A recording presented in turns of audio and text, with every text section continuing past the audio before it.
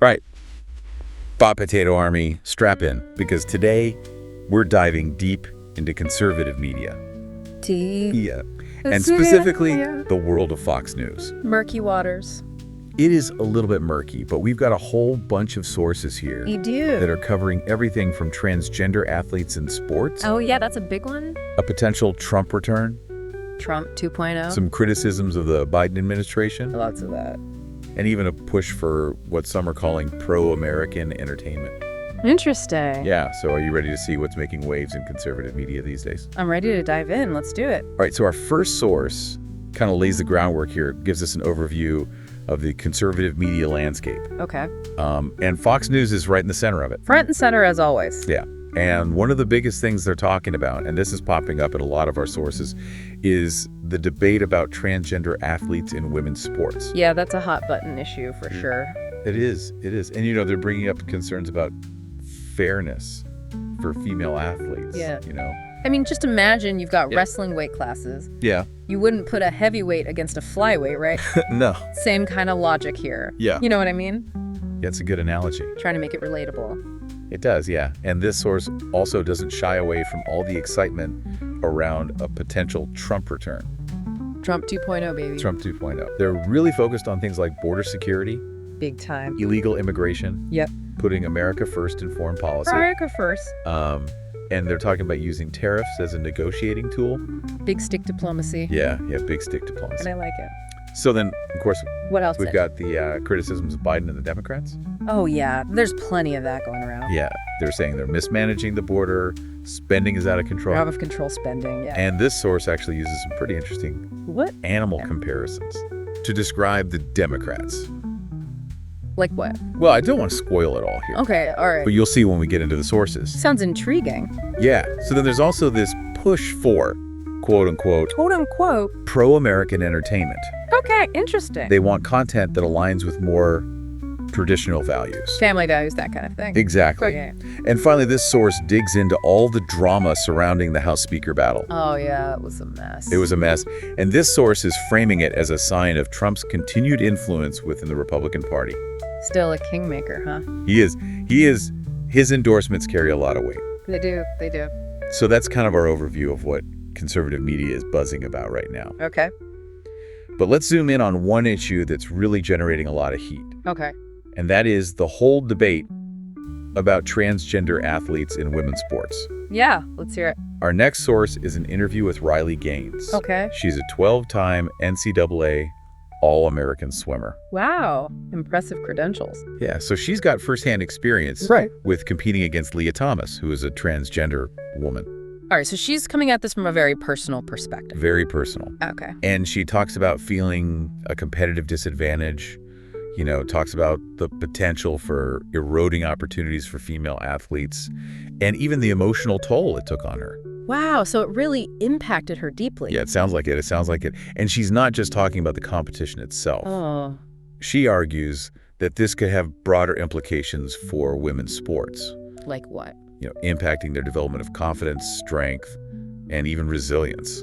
Interesting. So she's saying it's about more than just winning or losing. Exactly. And she also brings up a really important point, and that is the challenges that female athletes face when they speak out on this issue. Oh, yeah. I can imagine that. You know, they get labeled as transphobic, they face backlash.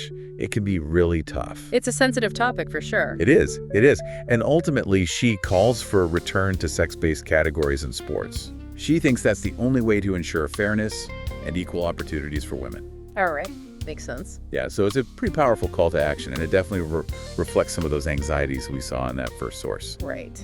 Okay, let's shift gears now and head into the international arena with our third source. Okay. This is an interview with a retired Air Force Lieutenant General. All right. And he offers some pretty blunt assessments of the war in Ukraine. Lay it on me. He calls it a brutal war of attrition. Oh. Yeah. And he's not very optimistic about the prospects for a peace deal. So what's he saying? It's going to drag on. He pretty much says that Putin's the only one who can stop this war. Wow. But then he drops a bombshell. A bombshell. Okay, I'm listening. He believes that if Trump were in office, he could incentivize Putin to back down. Really? Yeah, while still safeguarding Ukraine's sovereignty. Huh. That's a bold claim. It is. It is. but it speaks to this belief in Trump's ability to project strength on the world stage. Yeah, I can see that. And, negotiate from a position of power. The art of the deal. Exactly. All right, so from war to maybe peace, but hypothetically. Let's talk about economic strategy now. Okay. Our next source features a congressman who is a huge proponent of tariffs as a tool to influence foreign policy. Okay, so he's like a tariff man. He is a tariff man. I got it. He believes that tariffs are a way to force countries like Mexico and Canada to address issues like border security. So using economics to get what you want? Exactly, using that leverage. Okay. And he contrasts this with what he sees as Biden's more passive stance. So he's saying Biden's weak on this. He is. He says that this weakness has emboldened these countries to take advantage of the U.S. Interesting. And he praises Trump for not letting America get pushed around. America first. Exactly. America first, putting America's interests first. Okay, I see where this is going. All right, so our fifth source brings in a congresswoman who is taking aim at Biden's spending priorities. Oh, boy. Here we go. And she is not holding back. Let's hear it. She expresses deep concern about FEMA funds potentially being diverted to support illegal immigrants. That's a hot button issue for sure. Oh, yeah. Yeah. And she's also furious about all the money being sent to Ukraine. Billions and billions. Billions and billions while Americans are struggling. Right. Her message is basically that Biden is out of touch with everyday Americans. Not in line with the needs of the people. Exactly. And she thinks Congress needs to rein in his spending. So she's calling for fiscal responsibility. She is. Okay. This really reflects a broader frustration with what some see as government overreach and misplaced priorities. Yeah, a lot of people are feeling that these days. Yeah, they feel like the government's not working for them. Right. All right, Bob Potato Army. That's a lot to digest already, but we're just getting started. Oh, there's more. Oh, yeah, we've got a lot more to cover. Okay. So make sure you hit that like button, subscribe to our channel, and leave a comment telling us what you think so far. Yeah, let us know your thoughts. We'll be right back with more in part 2. Can't wait. All right, we're back. Bob Potato Army, ready for more? I'm ready. Let's jump right back in. Okay, so where were we? Well, we've covered a lot of ground already, but I think it's interesting how all these sources kind of point to a similar set of anxieties and aspirations, Yeah, like a common thread running through it all. Exactly. There's this frustration with the direction of the country, but also this yearning for a leader who really understands their values. Right, someone who will put America first. Exactly. And speaking of America first, let's talk about border security again, because our next source brings back Tom Homan, Trump's former ICE director. Oh, yeah, he was a tough one. He was tough, and he is fired up about the Biden administration selling off border wall materials. Really? What's he saying about that? He doesn't mince words. He calls it disgusting, insulting. He thinks it shows that they don't take border security seriously. Wow, strong words. Strong words. And he actually praises the Texas Attorney General for trying to stop it legally. So they're fighting back. They are fighting back, but Homan's not just sitting around complaining. Oh, so what's he doing? He's already working on plans with people like Texas Governor Abbott to secure the border if Trump gets back in office. So he's thinking ahead already. He is. He's building alliances, Yeah. developing strategies, getting ready. That's interesting. So they're not just waiting around, they're being proactive. Exactly. And his criticism of sanctuary cities is pretty intense, too. What's he saying about them? He blames them for making it harder for ICE to do its job, enforcing immigration laws. So he sees them as obstacles. Yeah, as obstacles. And he even brings up a specific case where a terrible crime happened because a sanctuary city wouldn't cooperate with ICE. Wow. So he's really making it personal. Yeah, he's putting a human face on the consequences of these policies. Right, and tapping into that fear that the government's putting Americans at risk. Exactly. And he also raises a really important point about missing migrant children. Oh, yeah, that's heartbreaking. So many of them are vulnerable to exploitation. It's just a reminder that this issue has a real human cost. It's not just about numbers. Exactly. Now, our next source is a panel discussion, and they really go after the Democratic Party. Okay, lay it on me. They accuse them of being out of touch, disconnected from everyday Americans. So they're saying they're living in a bubble. Exactly. And they're specifically critical of the Democrats for taking advice from people like Stacey Abrams and Bernie Sanders. Who they see as too far left. Exactly. Too radical, They also don't buy into the DDI initiatives. What are those again? They're these diversity, equity, inclusion programs. Oh, right. And this panel doesn't think they make America more competitive. Interesting. So they're questioning the effectiveness of those programs. Yeah, and then they go even further. They accuse the media of being biased against Trump. Oh boy, here we go again with the media bias claims. Well, they point to the difference between his approval ratings, which are decent, and the negative coverage he gets. So they're saying the media is not reflecting the will of the people? Exactly. It's that classic us versus them mentality. Right. The liberal media elite versus the everyday American. Exactly. Okay, I see the narrative they're building. All right, so then our next source, another panel discussion, actually uses some pretty funny animal metaphors to describe the Democrats. Oh, really? I'm intrigued. What kind of animals are we talking about here? Well, they say the Democrats are in disarray. They compare them to ostriches burying their heads in the sand. Oh, wow. And koalas just like lazily clinging to trees while everything's falling apart. That's pretty funny. It is funny, but it also shows how frustrated they are with what they see as the Democrats in action, Right, like they're not taking things seriously enough. Exactly, and they even bring up Joe Manchin. The Democratic senator who often votes with the Republican. Exactly, and they're suggesting that even some Democrats are realizing their party's going in the wrong direction. Interesting, so they're using him as an example of internal dissent. Exactly, they're trying to sow those seeds of doubt. Clever tactic? Okay, let's go back to Trump's use of tariffs for a minute, because our next source analyzes his strategy from a foreign policy perspective. Okay, so what are they saying about his tariff wars? Well, they're arguing that it wasn't just about economics, it was about showing American power to the world. Okay, so like a power play? Exactly, and making other countries take America seriously. So like a big stick approach. Exactly. They highlight how he used tariffs to pressure countries like Canada, Mexico, even China, to address issues like border security, drug trafficking, unfair trade practices. So he was using tariffs as leverage. Exactly, and it was all about putting America first. Right, that was his whole thing. Now our next source features Stephen Moore. He's a conservative economist. Okay, and I'm guessing he supports Trump's tariffs. He does. He argues that they're a great way to force countries to negotiate and make concessions. So he sees them as an effective tool. Yeah, he thinks it's necessary because other countries have been taking advantage of the U.S. in trade deals for years. So he's trying to level the playing field. Exactly. And he's especially concerned about stopping the flow of drugs into the U.S. Right, that's a big issue for a lot of people. It is. And he also worries about trade deficits. He thinks Trump's right to use tariffs to fix those unfair trade practices. So he's all about protecting American jobs and businesses. Exactly. And to prove his point, he talks about how businesses are feeling more optimistic under Trump. So he's saying the economy is doing better thanks to Trump's policies. Exactly. Now let's go back to Tom Homan for a second, because our 11th source gives us more of his take on Trump's immigration plans. Okay, so what's he focusing on this time? He keeps hammering on the importance of border security, and he really wants to ramp up deportations. So a very hardline approach. Very hard line. He wants to crack down on illegal immigration big time. Okay, so no more Mr. Nice Guy.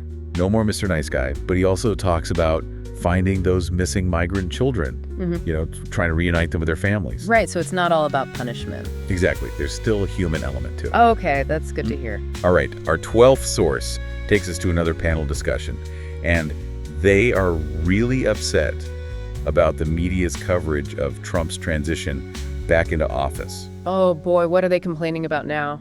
They think the media is being way too negative, despite polls showing that people are actually pretty happy with his cabinet picks and his potential second term. So they're saying the media is out of touch with public opinion. Exactly.